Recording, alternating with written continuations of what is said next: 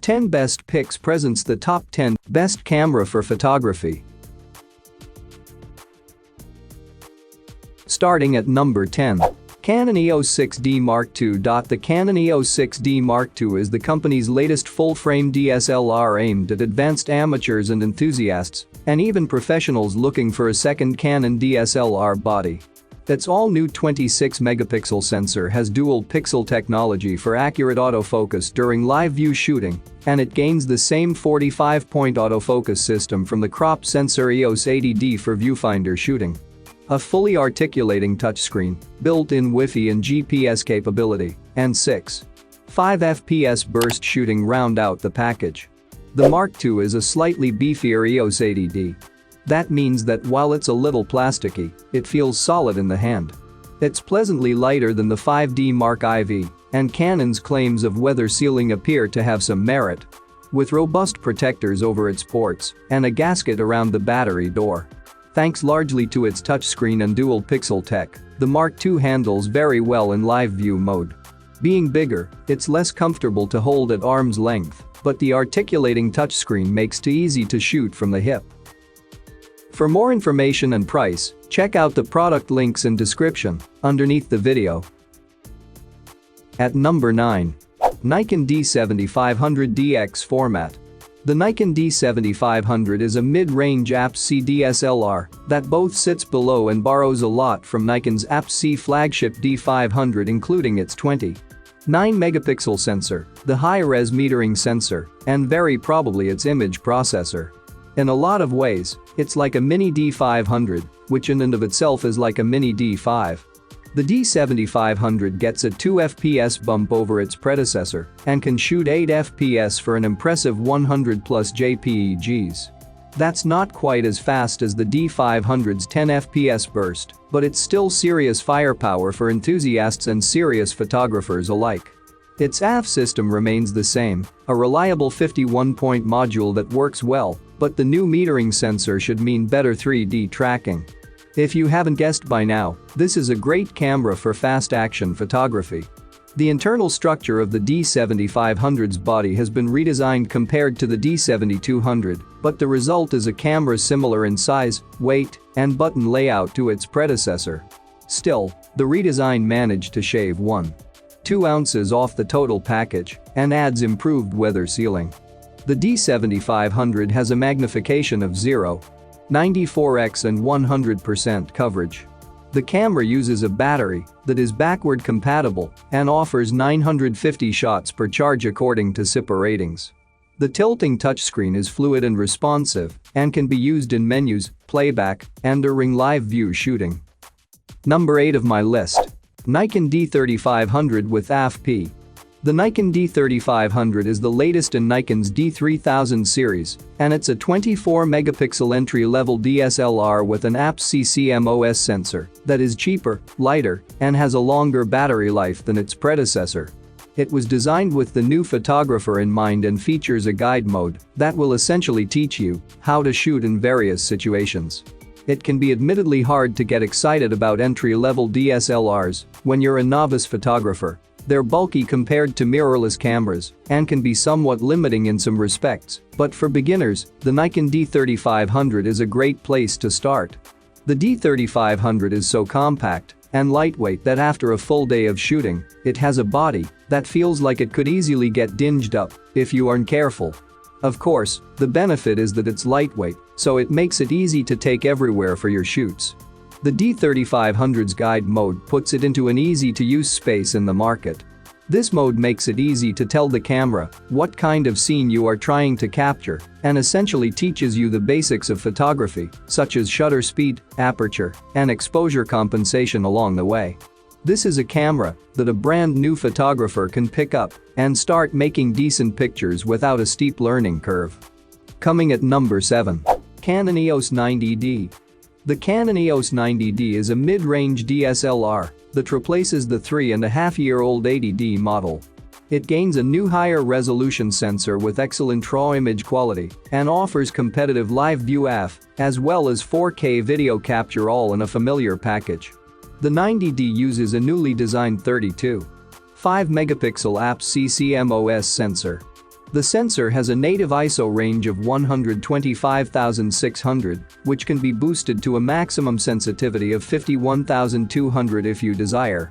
As with other recent Canon models, the sensor on the 90D incorporates dual-pixel CMOS AF technology, which is used for live view and video capture.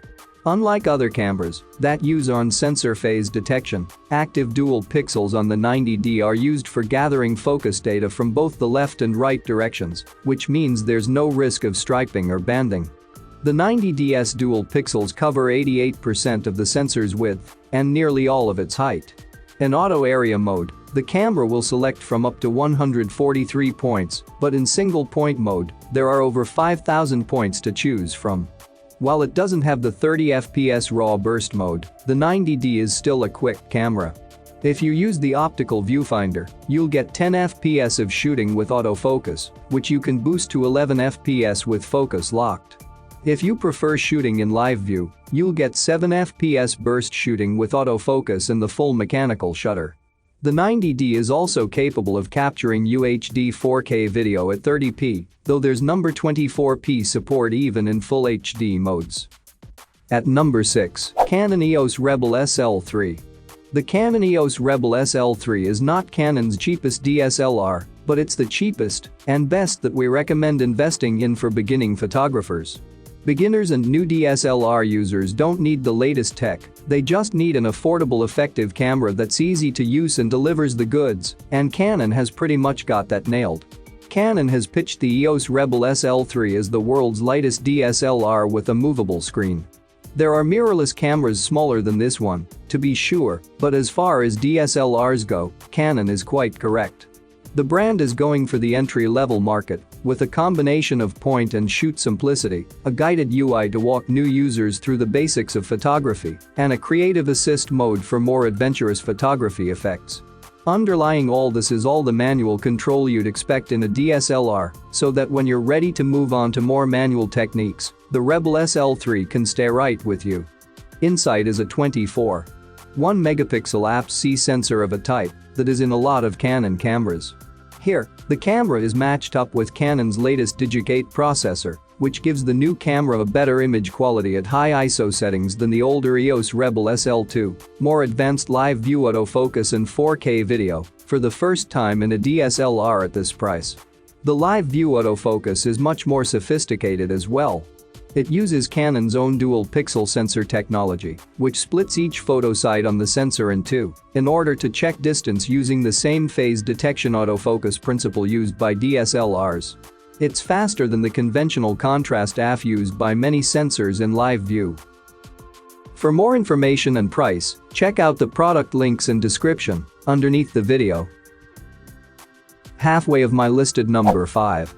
Pentax K1 Mark II. The Pentax K1 Mark II is a supremely weather-sealed, tough-built full-frame camera with a 36MP stabilized sensor. Billed as more a refinement of its predecessor than a replacement, the K1 II gains a new handheld pixel shift mode and sees improvements made to its AF tracking algorithm. The K1 II is a unique DSLR to review. It's got a tried-and-true 36-megapixel full-frame sensor, offers great ergonomics, is seriously weather-sealed, and has a ton of cool features not found on other cameras. Unfortunately, the K1 II's image quality takes a hit compared to its predecessor due to forced noise reduction in RAW files resulting in less overall detail. At base ISO, there's no real difference, but as the ISO increases, detail loss becomes increasingly noticeable. Subject tracking during autofocus is improved. Similarly, the NED handheld pixel shift mode, which creates in-camera super resolution images by stacking 4 files, offers some image quality advantage over a standalone file, but it can also result in unwanted artifacts you can avoid by creating super resolution files yourself. Coming in at number 4 of my list, Nikon D780 with AFS. The Nikon D780 is a replacement and upgrade of the D750, one of the most well-rounded DSLRs ever made. It's still built around a 24-megapixel sensor and 51-point AF system, but the more you dig in, the more you discover that it's a much more capable machine, a DSLR that's learned a lot from mirrorless. The D780 uses a 51-point AF module when you shoot through the viewfinder, but it gains the 180,000 pixel RGB metering sensor and AF algorithms to provide more sophisticated subject tracking. The D780 also has a more advanced shutter mechanism, which can provide a minimum shutter speed of 1/8000th seconds. Additionally, you can now shoot with a maximum controlled duration of 900 seconds. The maximum mechanical burst speed is also increased over its predecessor, from 6.5 fps to 7 fps. Another major area of improvement is video shooting. The D780 can shoot UHD 4K at up to 30p or 1080 at up to 120p again. The autofocus improvements that is seen in live view stills shooting carry over to video mode, providing the D780 with very usable video AF, including pretty dependable subject tracking. So not only can the D780 shoot better looking footage than the D750 could, its AF and touchscreen make it much easier to do so. At number 3. Canon EOS REBEL T100.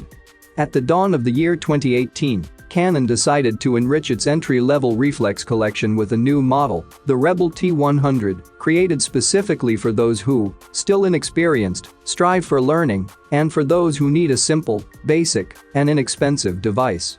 The T100 is a compact, resin-shelled camera that is low on price but high in value. The small size makes the camera quite light and easy to handle, thanks to its ergonomic design and really low weight. The touch control interface is the classic Canon signature, rather easy since most of the settings are selectable, with the small back wheel providing a wide set of shooting modes. Canon's EOS REBEL T100 has a good APS-C sensor at 18 megapixel resolutions. The ISO range is between 100 and 6400, expandable up to 12800 as well, and what's extremely valuable is the versatile autofocus that follows moving subjects with reliability. Like any tool designed for beginners, the camera is docile and a little mechanical, which you can completely understand after an hour of reading the manual to know what the basics are and what navigation commands mean. It is absolutely obvious that the T100 is specifically created to support and to be a test for whoever needs an instrument that can get by in every situation. The idea behind it is that the photographers could move freely without the weight of heavy equipment and capture images on the go. Coming at number 2. Canon EOS 5D Mark IV. The Canon EOS 5D series is arguably one of the most recognizable camera lines of the digital age, and the Mark IV is designed to appeal to the same wide range of enthusiasts and professionals. It's built around a new 34-megapixel CMOS sensor and uses the Digic 6 Plus processor. The AF system is from the flagship 1DX Mark II and contains 61 AF points with up to 24% expanded vertical coverage. 4K video capture is a welcome addition to this camera, and users can record in either 24 or 30p, albeit with a 1/64x crop. Additionally, the camera allows for 4K frame grabs, effectively giving users 30 fps stills shooting with dual pixel AF. The Mark IV stays true to form with mostly minimal tweaks made to its design. The number of seals and gaskets has been increased over its predecessor, which should lead to better weather sealing. Specifically, weather sealing improvements are around the lens mount, shutter button, and battery door. The headphone and microphone ports have also relocated toward the base of the camera. This should help to keep cables out of the way when using both an external microphone and headphones. Behind these are a mini HDMI jack, as well as a USB 3.0 socket for faster data transfer. The 5D series has come an awfully long way with regards to performance and autofocus.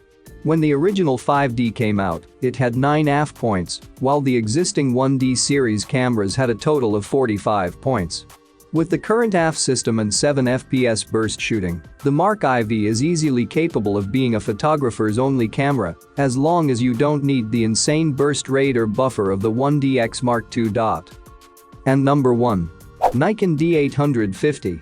The Nikon D850 is Nikon's latest high-resolution full-frame DSLR, boasting a 46-megapixel backside illuminated CMOS sensor. But If a fairly radical departure for the series, it is also one of the company's fastest shooting DSLRs. This combination of properties should significantly widen the camera's appeal to high-end enthusiasts as well as a broad range of professional photographers. Offering an impressive 46 megapixel of resolution, 7 fps burst shooting, full-width 4K video, and a focusing system derived from the flagship D5, it looks as though Nikon's thrown just about everything they've got into the D850 and priced it well to boot. Competitors may be cheaper at this point, but they also fall short of the D850 in a number of ways that may make a difference in the way you shoot.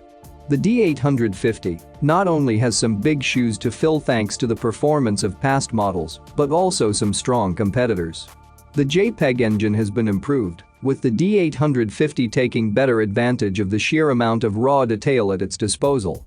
The autofocus system on the D850 is derived from the system present in sports cameras, and it shows.